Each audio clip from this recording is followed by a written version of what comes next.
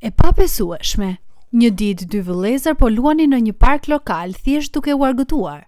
Papritur, një grua me një shami të gjelbër në kokë u afrohet atyre. Ajo i ofron vëllait më të vogël disa karamele. Fëmia natyrisht pranon. Kush nuk i pëlqen karamelet? Gruaja më pas i thot: "Eja me mua, do të çoj në dyqan të marrim disa."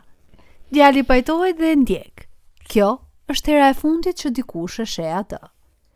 Djali i vogël quhet Heri dhe është 6 vjeç. Vëllai i madh që ishte me të në park është Roger, 10 vjeç.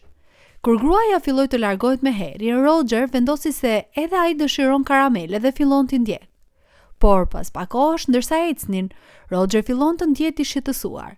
Diçka nuk duket në rregull. Ku po shkoni saktësisht? Ai heziton. Mban mend që kjo po ndodh në vitin 1951, shumë kohë përpara se fëmijëve të mësojë për rrezikun e të huajve apo të paralajmëroheshin të mos shkonin me të rriturit që nuk i njihnin. Roger ndjen një ndjesi të keqe, kjo nuk është normale. Ai vendos se duhet i tregojë mamas së tij, kështu që ndalon së ndjekurit dhe vrapon për në shtëpi. Disa minuta më vonë ai hyn me vrull në derë dhe i tregon mamas gjithçka. Nëna e tij, të cilën do ta quajmë thjesht mama, alarmohet menjëherë. Ajo panikohet kur dëgjon se gruaja e panjohur me një shami të gjelbër sapo u largua me Herin. Pa humbur as një sekond, nxiton përsëri në park duke shpresuar ta gjej, por kur arrin atje, as Henry dhe as gruaja nuk gjenden gjëkundi. Ata janë zhdukur plotësisht. Mamaja nuk humb kohë dhe shkon direkt në polici për të bindur ata për të ndihmuar dhe ishte një sfidë. Ajo nuk fliste mirë anglisht, pasi ajo dhe ndihmët e saj kishin emigruar kohët e fundit në Kaliforni nga Porto Rico, kështu që komunikimi ishte i vështirë. Por pasi ja dalin të kapërcim barrierën gjuhësore, policia më në fund angazhohet. Një operacion kërkimi me 9 bloqe fillon. Ushtar nga një bazë ushtarake lokale bashkohen duke kërkuar kudo, ndërsa roja bregdetare kontrollon zonën e afërt të Zhirit. Kjo histori arrin në lajmet lokale duke tërhequr pak vëmendje për rastin, por ende nuk ka asnjë gjurmë të Henryt. Nëna e tij është e shkatërruar, por nuk ka shumë që mund të bëjë. Është viti 1950, nuk ka amber alarm, as kamera sigurie, as bazë të dhënash për fëmijët të zhdukur. Gjithçka që kanë është përshkrimi i Rogerit për atë që ndodhi atë ditë. Çdo ditë, nëna e tij shkon në stacionin e policisë duke shpresuar për ndonjë përditësim, por gjithmonë merr të njëjtën përgjigje: asnjë lajm, asnjë pistë dhe asnjë Henry. Vitet kalojnë. Ajo ndalon së shkuari çdo ditë dhe fillon të vizitojë një herë në javë. Përfundimisht kthehet një herë në muaj dhe më vonë ajo vjen vetëm një herë në vit. Deri atëherë, oficerët e njohin aq mirë sa kur ajo hyn, as nuk ka nevojë të flasë. Ata vetëm e shikojnë, tundin kokën dhe ajo e kupton. Ende asgjë. Por pavarësisht sa kohë kalon, ajo kurrë nuk humb shpresën. Ajo refuzon të besojë se i biri i saj është zhdukur përgjithmonë. Por pyetja më e madhe është: çfarë i ndodhi vërtet Henryt? Është i qartë se ai u rrëmbye, por kjo pjesë e historisë mbetet një mister. Dim që u mor nga parku, dim që gruaja e futi në një avion dhe ata fluturuan nga Kalifornia diku në bregun lindor. Por saktësisht ku, askush nuk e di. Në një moment, Henry përfundon duke u adoptuar nga një çift. Ata e rrisin si të tyrin dhe ai rritet duke besuar se ishte thjesht një fëmijë adoptuar i zakonshëm. Ai nuk ka asnjë ide që në të vërtetë u vodh. Jeta e tij vazhdon si e kujdo tjetër. Henry rritet, më vonë i bashkohet marinsave dhe shërben në luftën e Vietnamit. Pas dislokimit të parë ai kthehet në shtëpi, por më pas shkon sërish në Vietnam për të luftuar përsëri. Përfundimisht ai kthehet përgjithmonë dhe fillon një kapitull të ri në jetë si zjarfikës. Ai martohet, ka fëmijë dhe ndërton familjen e tij. Ndërkohë në anën tjetër të vendit, nëna e tij ende nuk e ka humbur shpresën. Edhe pas dekadash ajo vazhdon të vizitojë stacionin e policisë rreth një herë në vit, vetëm për ta parë nëse ka ndonjë përditësim. Nuk ka kurrë, por pavarësisht kësaj, ajo kurrë nuk e lë kujtimin e Henryt të zbehet. Mban një foto të fëmijërisë së tij në shtëpi dhe mbart një artikull gazete për rrëmbimin e tij në portofol gjatë gjithë kohës. Vitet vazhdojnë të kalojnë. 54 vjet pas zhdukjes së Henryt, tani është viti 2005. Nëna e tij është 92 vjeç dhe fatkeqësisht ndorron jetë, pa ditur kurrë çfarë i ndodhi djalit të saj.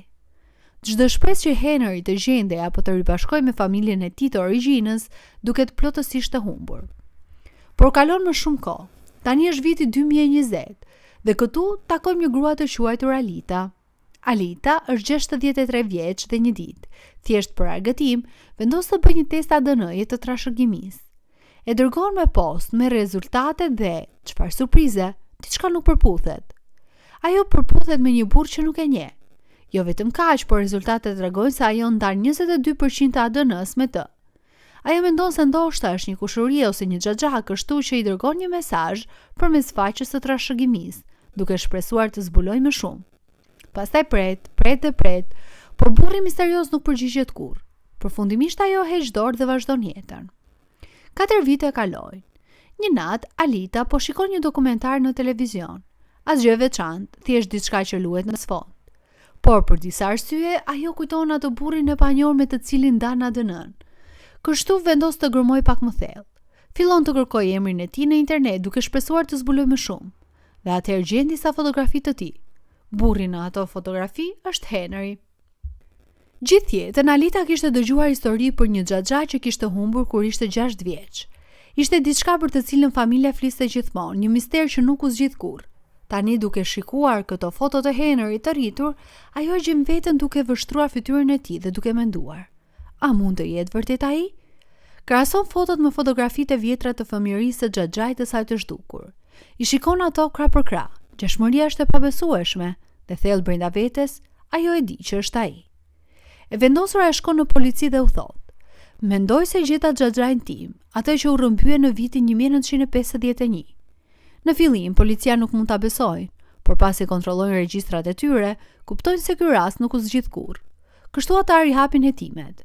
Shpejt FBI-ja përfshihet dhe Departamenti i Drejtësisë i Kalifornisë bashkohet gjithashtu. Fillojnë të bashkojnë të dhëna duke ndjekur gjurmët dhe përfundimisht FBI-ja gjurmon Henryn. Ai jeton diku në bregun lindor, plotësisht i pavetëdijshëm për atë që po vjen. Një ditë i kush troket në derën e tij. Kur ai e hap, agjentët që qëndrojnë aty i thon diçka që ndryshon gjithçka.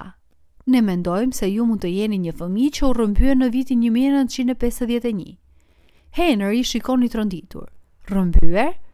Sepse, edhe pas gjithë këtyre viteve, ai ende nuk kishte asnjë ide. Henry kishte kaluar gjithë jetën duke besuar se ishte adoptuar ligjërisht. Ai kurrë nuk dyshoi asgjë. Por tani, me FBI-n që qëndronte pranë tij, gjithçka që mendonte se dinte për të kaluar në tij po vjen në dyshim. Kështu ata e bindën të bëjë një test ADN-je vetëm për të qenë të sigurt. Kur rezultatet kthehen, konfirmohet. ADN-ja e tij përputhen me Alitën dhe antarët e mbetur të familjes së tij biologjike.